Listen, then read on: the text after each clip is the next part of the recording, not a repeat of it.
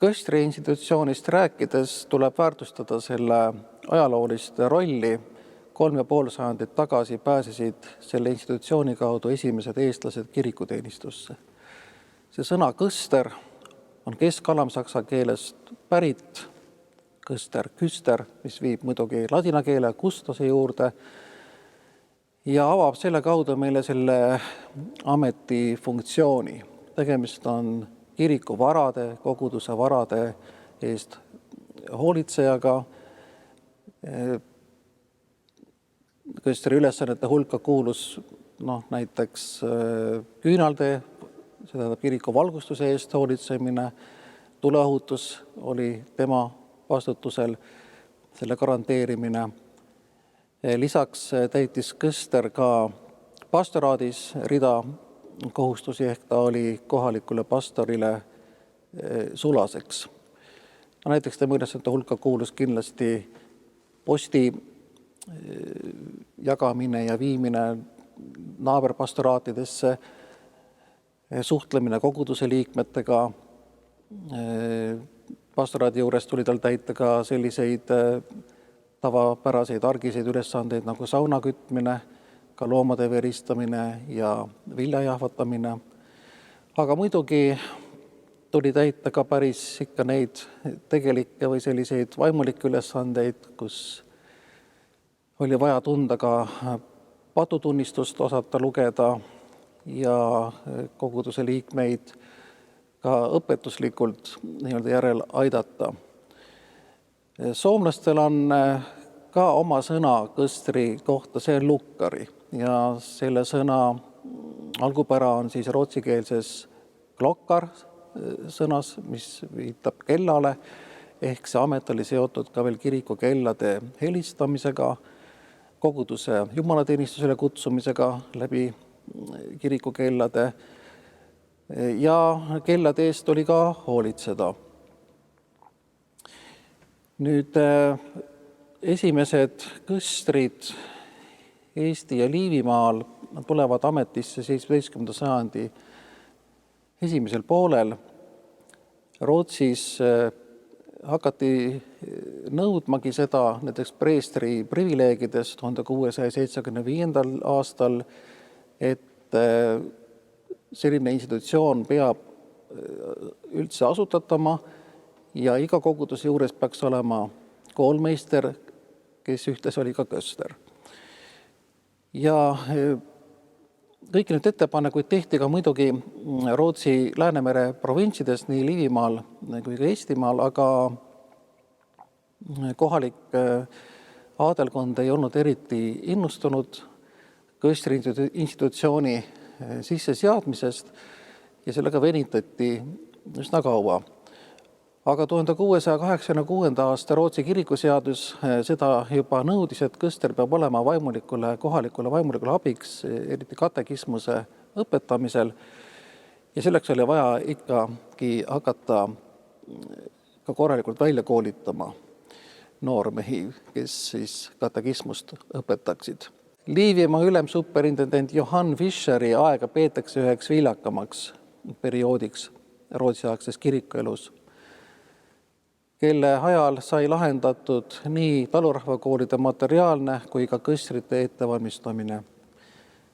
Tartus tegutses 2 aastat, 1684 kuni 86 Bengt Gottfried Forseliuse seminar, kus jõudis valmistuda umbes 30 noormeest. Neist tuntumad olid Ignatsi Jaak ja Pakri Hanso Jüri. Ignatsi Jaagust kujunes välja Ignatiuste vaimulike dünastia. Seminaris õpiti piiblilugu, katekismust, laulmist ja põhiliselt valitigi välja just need noormehed, kellel selleks kõigeks ka siis eeldusi oli. 18. sajandi kõstritest väärib kindlasti siinkohal äramärkimist Urvaste kõster Mango Hans, kes on meie kultuurilukku jätnud jälje läbi tõlketegevuse. Saksa keele vahendusel tõlkis ta näiteks inglise baptistide kirjandust, Toomas Wilcoxi teoseid näiteks. 19. sajandil hakati kõstreid välja koolitama põhiliselt meil 2 kohas. 1839. aastal Liivimaa rüütelkonna toel Valmieras asutatud nõndanimetatud Jaanis Simse seminaris, mis hiljem tegutses Valgas, ja Märjamaa keelkonnas Kuuda vallakooli õpetajate seminaris, mis alustas tegevust 1854. Jõudis õppida neis seminarides ligi 100 Eesti noormeest ja nende kandval toel õnnestus näiteks 1869. aastal läbi viia esimene üldlaulupidu.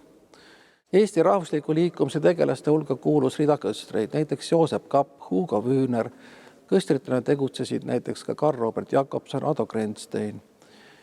Ja tollal enesekriitilisemad saksa vaimulikud kasutasid eestlastest kõstreid ka selleks, et enne lasta redigeerida oma eestikeelseid jutlusi.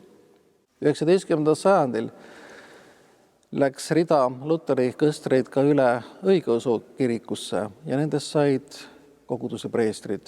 19. sajandi teisel poolel said mõningatest Läänemaa kõstritest baptisti koguduste jutlustajad. 1881. aasta rahvaloendus Eestimaa kubermangust näitas, et maakogudustes oli ametis 30 saksa rahvusest kõstrit, 21 Eesti rahvusest kõstrit, siit me saame siis kokku, nende kõstrite suurusjärgu kusagil 50 kõstrit. Ja 1863. aastal oli ka Kaarli kogudus saanud oma esimese kõstri Aleksander Theodor Wurmbergi. Kahjuks me ei tea selle andeka noormehe haridusteed, aga me loodame, et tulevane uurimustöö selgitab selle välja, kus kohas see andekas nii muusikas, laulus, sõnas oma haridusteed alustas, siis tegemist oli ju inimesega, kes asutas ka Revalia lauluseltsi ja oli hiljem Sakus koolmeister. Kõstrite ettevalmistamine siirdus 1903. aastal Tartu muusikakooli. Enne Eesti Vabariigi sündi jõudis seal valmistuda 35 kõsterorganistil. Ja 1917. aasta on samuti märgiline, algab Eestimaa kõstrite kongresside ajalugu. 1917. aastal need kogunisti 2, esimene Tartus, kus põhiliselt arutatakse selle üle, et kõster peaks olema koguduse poolt valitud, kõstril peaks olema automaatne õigus osa võtta praoskonna sinoditest. Ja juba septembris toimunud teisel kõstrite kongressil siin Kaarli kirikus, mille avas ka tollane Kaarli kiriku kõsterorganist Gustav Kasemets, oli arutluse all kõstrite seltsi asutamine.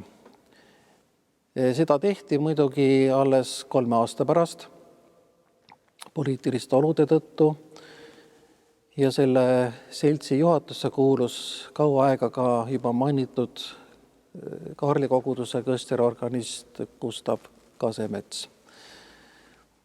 Eesti Vabariigi ajal oli tegelikult juba näha märke sellest, et kõstride institutsioon hakkab vaikselt hääbuma ja kaduma ja muidugi seda oli kõigepealt näha linnakogudustes, ka Kaarli koguduses sai viimaseks kõstriks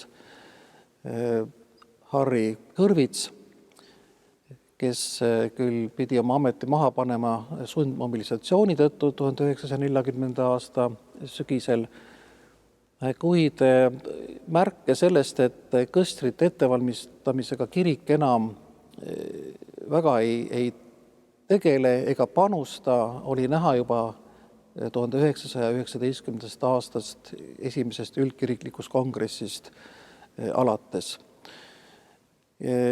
Kõster oli ka majanduslikult kogudusel üsna kulukas. Varem oli tulnud tema eest ju maksta kõik. Korter, valgustus, küte ja nii edasi. Aga organisti kohustused olid märksa piiratumad ja organistile ei tulnud ka nii palju maksta kui siis kõstrile, kuna organist ei tegelenud ka otseselt kellegi õpetamisega enam. Ja üldise kirjaoskuse levikuga oli muidugi ju ära kadunud see kõstrite esmane funktsioon õpetada lugema, õpetada katekismust.